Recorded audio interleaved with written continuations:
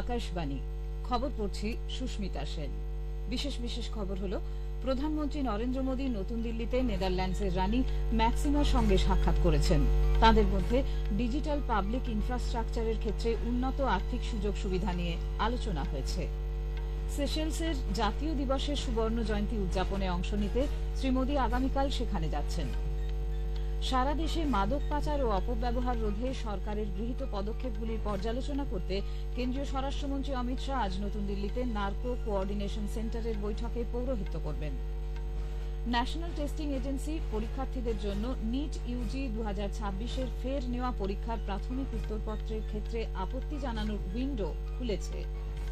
ভেনেজুয়েলায় বিধ্বংসী দুটি ভূমিকম্পে সরকারি পরিসংখ্যান অনুযায়ী মৃতের সংখ্যা বেড়ে হয়েছে 188। সবচেয়ে ক্ষতিগ্রস্ত কারাকাস ও লা গুয়াইরা অঞ্চল। আজ দেশের বিভিন্ন স্থানে ধর্মীয় মর্যাদায় মহরম পালিত হচ্ছে। ফিফা ফুটবল বিশ্বকাপে নেদারল্যান্ডস টিউনিসিয়াকে 3-1 গোলে হারিয়ে দিয়েছে। অন্যদিকে জাপান ও সুইডেনের খেলা 1-1 গোলে অমীমাংসিত। আসছি বিস্তারিত খবরে।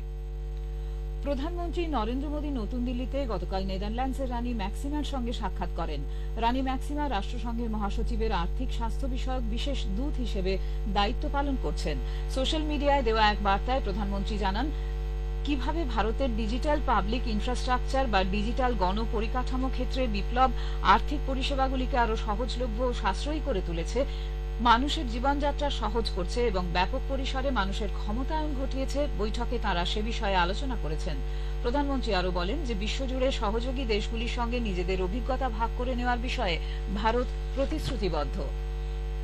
প্রধানমন্ত্রী নরেন্দ্র মোদী সেশেলসের জাতীয় দিবসের সুবর্ণ জয়ন্তী উদযাপনে সম্মানীয় অতিথি হিসেবে যোগ দিতে আগামীকাল থেকে 29 তারিখ পর্যন্ত সে দেশ সফর করবেন।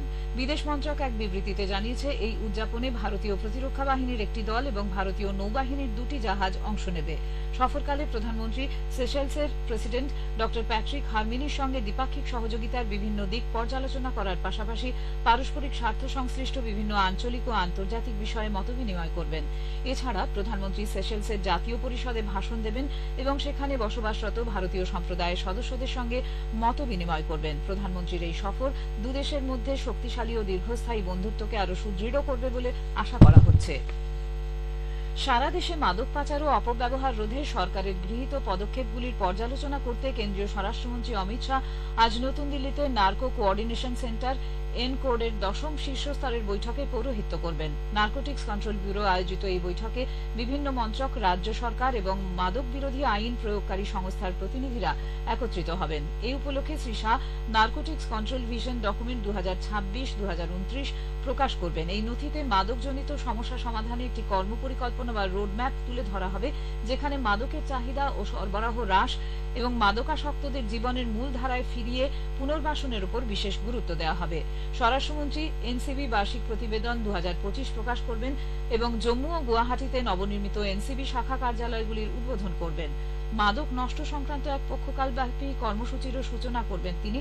এর আওতায় আইনি প্রক্রিয়া মেনে সারা দেশে আনুমানিক 6,000 কোটি টাকা মূল্যের প্রায় 2,09,500 কিলোগ্রাম বাজেয়াপ্ত মাদকদ্রব্য নষ্ট করা হবে। বাণিজ্য ও শিল্পমন্ত্রী পীযূষ গোয়েল বলেছেন, ব্রিটেনের সঙ্গে মুক্ত বাণিজ্য চুক্তি এখনো পর্যন্ত ভারতের কাছে সবথেকে ব্যাপক ও সর্বাঙ্গীন চুক্তি হতে চলেছে। লন্ডনে গতকাল ব্রিটেন ভারত সপ্তাহের ভারত আন্তর্জাতিক মঞ্চ IGF এর ভাষণে শ্রী গোয়েল বলেন, এই চুক্তি থেকে প্রাপ্ত অর্থনৈতিক সুবিধার পরিমাণ হবে আকাশ ছোঁয়া। উল্লেখ্য, আগামী 15 জুলাই স্বাক্ষরিত হতে চলা ব্রিটেন সুসংহত অর্থনৈতিক ও বাণিজ্য চুক্তি সেটার অগ্রগতি খতিয়ে দেখতে 3 দিনের সফরে মন্ত্রী ব্রিটেনে পৌঁছেছেন। বিদেশমন্ত্রী ড এস জয়শঙ্কর বলেছেন, কোভিড-19 সন্ত্রাসবাদ অথবা আবহাওয়াজনিত সংকট পরিস্থিতি মোকাবিলায় আন্তর্জাতিক মহলে সহযোগিতা প্রয়োজন। দক্ষিণ কোরিয়ায় আয়োজিত Jeju forum for peace and prosperity 2026-এ ভাষণ দেওয়ার সময় বিদেশমন্ত্রী বলেন, বিশ্বের বিভিন্ন দেশ এখন তাদের সামরিক ক্ষমতা বৃদ্ধি করছে, ঝুঁকি গ্রহণের প্রবণতা বাড়ছে। সামাজিক মাধ্যম এখন রাজনীতির চর্চা কেন্দ্র হয়ে উঠেছে। প্রভাবশালী দেশগুলির মধ্যে নতুন বোঝাপড়া ও ঘনিষ্ঠ সম্পর্ক গড়ে উঠলে তা অনিশ্চিত বিশ্ব ব্যবস্থাকে স্থিতিশীল করবে। সম্মিলিতভাবে গৃহীত সুনির্দিষ্ট কর্মসূচির ভিত্তিতে সমস্যা সমাধান সম্ভব হবে। The global south should be enabled with greater capacity and greater opportunities. This would also create new factors of global growth. and provide global goods through common and shared endeavors. We cannot rely on a few to uphold rules and norms. The world must take more control over its own future. Doctor Jaishankar আরো বলেন, জাহাজ নির্মাণ, digital প্রযুক্তি, স্বাস্থ্য পরিকাঠামো উন্নয়ন, প্রতিরক্ষা সহ একাধিক ক্ষেত্রে দক্ষিণ কোরিয়ার সঙ্গে পারস্পরিক সহযোগিতার বিপুল সম্ভাবনা রয়েছে। ন্যাশনাল টেস্টিং এজেন্সি এনটিএ পরীক্ষার্থীদের জন্য নিট ইউজি 2026-এ ফের নেওয়া পরীক্ষার প্রাথমিক উত্তরপত্রের ক্ষেত্রে আপত্তি জানানোর উইন্ডো খুলেছে। চলতি মাসের 21 তারিখ ওই পরীক্ষা নেওয়া হয়েছিল। সোশ্যাল মিডিয়ায় এক বার্তার মাধ্যমে এনটিএ জানিয়েছে যে উত্তরপত্রগুলি এখন www.neet.nta.in ওয়েবসাইটে পাওয়া যাচ্ছে। পরীক্ষার্থীরা চলতি মাসের 28 তারিখ পর্যন্ত প্রতি প্রশ্নের জন্য 200 টাকা ফি দিয়ে প্রশ্নগুলির সম্পর্কে আপত্তি জানাতে পারবেন। আপত্তি বা চ্যালেঞ্জ গৃহীত হলে এই ফি সম্পূর্ণ ফেরত দেওয়া হবে। এছাড়া ওই পরীক্ষায় অংশগ্রহণকারী পরীক্ষার্থীদের ফি ফেরত পাওয়ার জন্য তাদের ব্যাংক অ্যাকাউন্টের বিবরণ নিশ্চিত করার লক্ষ্যে এনটিএ একটি পোর্টাল চালু করেছে। ব্যাংক সংক্রান্ত তথ্য জানানোর শেষ তারিখ 30শে জুন। প্রধানমন্ত্রী নরেন্দ্র মোদী রবিবার 28শে জুন আকাশবাণীতে মন কি বাত অনুষ্ঠানে দেশ বিদেশের মানুষের সঙ্গে তার চিন্তা ভাবনা ভাগ করে নেবেন। এটি হবে মাসিক এই বেতার অনুষ্ঠানের 135তম পর্ব। আকাশবাণী ও দূরদর্শনের সবকটি চ্যানেলে সকাল 11টা থেকে এই অনুষ্ঠান শোনা যাবে। খবর শুনছেন আকাশবাণী থেকে। আমাদের সংবাদ শোনা যাচ্ছে ইউটিউব চ্যানেল আকাশবাণী সংবাদ বাংলা, ফেসবুক ও ইনস্টাগ্রাম আকাশবাণী সংবাদ কলকাতা এবং এক্স হ্যান্ডেল AIR নিউজ কলকাতাতে।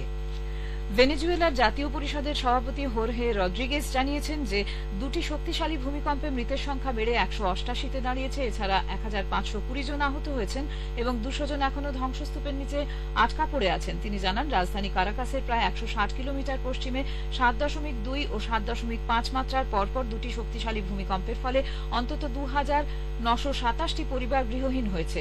গতকালের দ্বিতীয়টি ছিল 1900 সালের পর ভেনেজুয়েলায় ভূমিকম্পগুলির মধ্যে সবচেয়ে শক্তিশালী।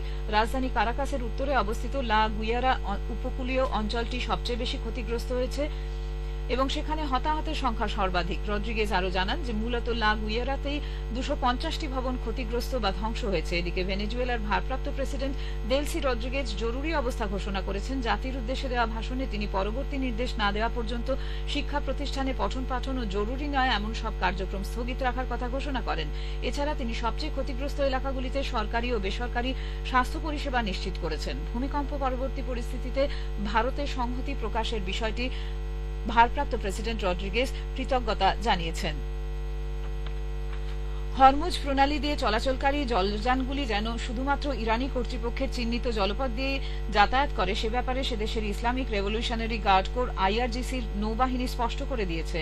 IRGC অফিসিয়াল ওয়েবসাইট সেপা নিউজে এই বিবৃতি প্রকাশ করে তারা বলেছে, নির্ধারিত জলপথের বাইরে অন্য কোনো পথ ব্যবহার করলে তা বিপজ্জনক হতে পারে। আন্তর্জাতিক সমুদ্রপথ সংগঠন IMOর সঙ্গে এক চুক্তির অধীনে ওমানের সামুদ্রিক নিরাপত্তা সংস্থা জাহাজ চলাচলের গাইডলাইন প্রকাশ করলে ইরান এই বিবৃতি জারি করে। আন্তর্জাতিক মুদ্রা তহবিল IMF জানিয়েছে, মধ্যপ্রাচ্যে যুদ্ধবিরতি এবং হরমুজ প্রণালী পুনরায় খুলে যাওয়ায় বিশ্ব অর্থনীতি তুলনামূলকভাবে চাঙ্গা হয়েছে। ওয়াশিংটনে এক সাংবাদিক সম্মেলনে IMF এর যোগাযোগ বিভাগের অধিকর্তা হুলি কোজাক বলেন, পশ্চিম এশিয়ার সংঘাত পরিস্থিতির ফলে বিশ্ব অর্থনীতি কিছুটা ক্ষতিগ্রস্ত হলেও পণ্যের বাজার ও আর্থিক পরিস্থিতি সামগ্রিকভাবে স্থিতিশীল রয়েছে। আজ দেশের বিভিন্ন স্থানে ধর্মীয় মর্যাদায় আশুরা এ মহরম পালন করা হচ্ছে। কারবালায় সত্য, ন্যায় ও সুবিচার প্রতিষ্ঠার লক্ষ্যে জীবন উৎসর্গকারী পয়গম্বর হযরত মুহাম্মদের নাতি হযরত ইমাম হোসেন এবং তার সঙ্গীদের শহীদ হওয়ার স্মরণে এই দিনটি পালিত হয়। এই উপলক্ষে দেশের বিভিন্ন প্রান্তে তাজিয়া মিছিল বের করা হবে। দেশের বিভিন্ন প্রান্তে কারবালার শহীদদের সর্বোচ্চ আত্মত্যাগের বিষয়গুলি তুলে ধরে ধর্মীয় সভার আয়োজন করা হয়েছে। মহরমকে কেন্দ্র করে ব্যাপক নিরাপত্তার ব্যবস্থা করা হয়েছে। এবার বিশ্বকাপ ফুটবলের খবর। 2026-এর ফিফা ফুটবল বিশ্বকাপে গ্রুপ F এর ম্যাচে আজ নেদারল্যান্ডস টিউনিসিয়াকে 3-1 গোলে পরাজিত করেছে। কানসাস সিটি স্টেডিয়ামে অনুষ্ঠিত এই ম্যাচে নেদারল্যান্ডসের পক্ষে ব্রায়ান ব্রোবি ও ইয়ান পল ভ্যান হেকে গোল করেন এবং ম্যাচের 3 মিনিটে টিউনিসিয়ার ইলিয়াস আত্মঘাতী গোল করেন। টিউনিসিয়ার হয়ে একমাত্র গোলটি করেন হাশেম মাস্তুরি। অন্যদিকে গ্রুপ F এর অন্য খেলায় জাপান ও সুইডেনের ম্যাচ 1-1 গোলে অমীমাংসিত হয়েছে। টেক্সাসের ডালাস স্টেডিয়ামে অনুষ্ঠিত এই ম্যাচে জাপানের হয়ে দাইজেন মায়েদা ও সুইডেনের হয়ে অ্যান্থনি আলাঙ্গা গোল করেন। এই ড্রয়ের ফলে উভয় দলই গ্রুপ পর্ব থেকে পয়েন্ট অর্জন করে নকআউট বা রাউন্ড অফ 32 এ উন্নীত হয়েছে। গত রাতে গ্রুপ ইর ম্যাচে ইকুয়েডর জার্মানিকে 2-1 গোলে হারিয়ে দেয়। গ্রুপ ইর অন্য ম্যাচে আইভরি কোস্ট কুরাসাওকে 2-0 গোলে হারিয়ে দিয়েছে।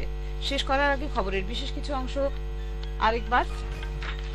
প্রধানমন্ত্রী নরেন্দ্র মোদী নতুন দিল্লিতে নেদারল্যান্ডসের রানী ম্যাক্সিমার সঙ্গে সাক্ষাৎ করেছেন। তাদের মধ্যে ডিজিটাল পাবলিক ইনফ্রাস্ট্রাকচারের দরুন উন্নত আর্থিক সুযোগ সুবিধা নিয়ে আলোচনা হয়েছে। সেশেলসের জাতীয় দিবসের সুবর্ণ জয়ন্তী উদযাপনে অংশ নিতে শ্রী মোদী আগামীকাল সেখানে যাচ্ছেন। খবর এখনকার মতো এ পর্যন্ত। এরপরে শুনুন স্থানীয় সংবাদ। অন্য ম্যাচে আইভরি কোস্ট কুরাসাওকে 2-0 গোলে হারিয়ে দিয়েছে। শেষ করার আগে খবরের বিশেষ কিছু অংশ আরেকবার। প্রধানমন্ত্রী নরেন্দ্র মোদী নতুন দিল্লিতে নেদারল্যান্ডসের রানী ম্যাক্সিমার সঙ্গে সাক্ষাৎ করেছেন। তাদের মধ্যে ডিজিটাল পাবলিক